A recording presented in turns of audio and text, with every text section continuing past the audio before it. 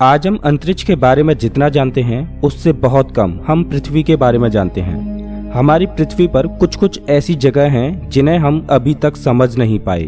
पृथ्वी पर समुद्र पूरी पृथ्वी की 3/4 जमीन को घेरे हुए हैं और हमें अंदाजा भी नहीं कि ये महासागर अपनी अंधेरी गहराइयों में क्या क्या रहस्य दबाए हुए हैं।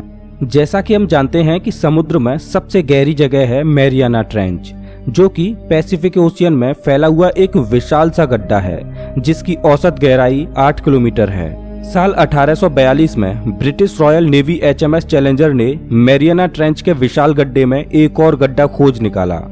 ये गड्ढा मैरियाना ट्रेंच की गहराई से भी 3 किलोमीटर और ज्यादा गहरा जाता है, जो इसे समुद्र तल से 11 किलोमीटर गहरा बना देता है। वैज्ञानिकों ने मैरियाना ट्रेंच में मौजूद इस गड्ढे को चैलेंजर डीप नाम दिया। इस गड्ढे की खोज के बाद कई सालों तक वैज्ञानिकों ने इस गड्ढे पर शोध की, लेकिन ये शोध आसान नहीं थी।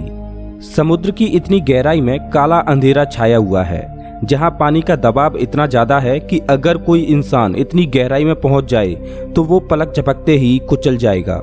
इस गड्ढे में अंधेरा और पानी का दबाव ही एकमात्र चैलेंज नहीं है, बल्कि कोई नहीं जानता कि इस गड्ढे में किस तरह के समुद्री जीव निवास करते होंगे। लेकिन साल 1960 में दो लोग, लेफ्टिनेंट डॉन वॉल्स और जैक पिकर्ड ने इस चैलेंज को स्वीकार करते हुए इस गड्ढे में उतरने की सोची। एक अंडरग्राउंड सबमर्सिबल में बैठकर उन्होंने चैलेंजर डीप के चैलेंज को पार करने की सोची। 5 घंटे सफर करने के बाद वो चैलेंजर डीप की गहराई में पहुंचे, जहां उन्होंने अपनी रिसर्च चालू कर दी। समुद्र की इतनी गहराई में भी उन्होंने समुद्र में विचित्र जीवों को खोज निकाला, लेकिन इतनी गहराई में उन्होंने एक विचित्र घटना को महसूस किया।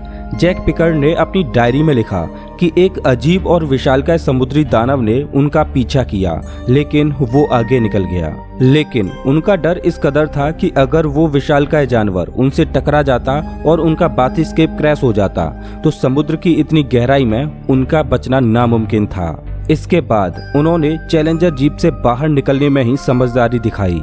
लेकिन फिर 1985 में एक और एक्सपेरिमेंट किया गया, जिसमें एक टेस्ट व्हीकल को जंजीरों से बांधकर चैलेंजर डीप में उतारा गया। जब व्हीकल चैलेंजर डीप में प्रवेश कर गया, उसके कुछ ही समय बाद रिसर्चर्स ने ऐसा महसूस किया कि कोई उस व्हीकल को दबोचकर अपनी ओर खींच रहा है। वो खिंचाव इतना शक्तिशाली था कि जब रिसर्चर्स ने उस व्हीकल को वापस खींचने की कोशिश की, लेकिन वो उसे हिला भी नहीं पाए।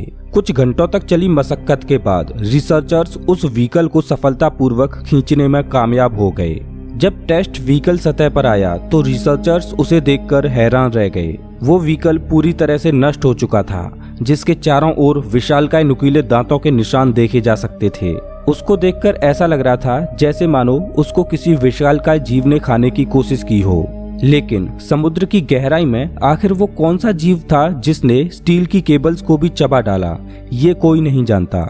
लेकिन साल 1977 में पैसिफिक ओशियन में वैज्ञानिकों ने समुद्र से आती हुई एक ऐसे विशाल जीव की आवाज की फ्रीक्वेंसी रिकॉर्ड की जो 6000 किलोमीटर दूर से सफर करके आई थी। आपको बता दें कि दुनिया के सबसे बड़े जानवर ब्लू व्हेल की आवाज की फ्रीक्वेंसी सिर्फ 1500 किलोमीटर दूर तक ही ट्रेवल कर पाती है, लेकिन इस जीव की आवाज की फ्रीक्वेंसी ब्लू व्हेल की आवाज की फ्रीक्वेंसी से भी 4 गुना ज्यादा दूरी ट्रेवल करके आई थी।